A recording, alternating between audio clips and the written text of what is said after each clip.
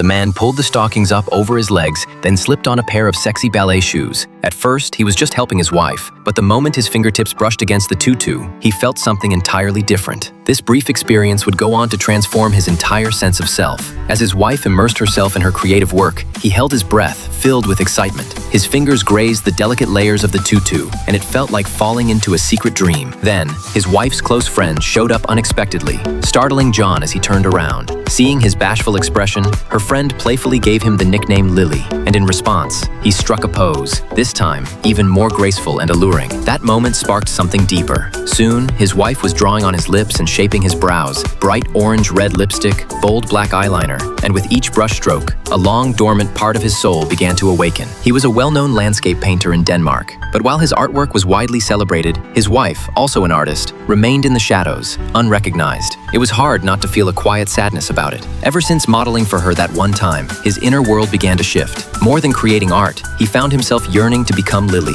He secretly tried on that silky dress, and right then, his wife's playful spirit lit up completely. She proposed something bold, that he accompany her to a grand party, not as John, but as Lily. She helped him choose a wig and led him into a dressing room meant only for actresses. In that moment, he felt like he'd entered heaven. He wasn't shy anymore. He didn't hide. Together with his wife, he picked out a dress, and as Lily, they stepped into the bustling city streets, side by side. When they entered the ballroom arm in arm, a familiar friend recognized him instantly. That tall yet elegant figure drew countless admiring glances in an instant. He looked a little flustered in his bashfulness, but the number of men coming over to talk to him kept growing, so he quietly slipped away from the noisy crowd.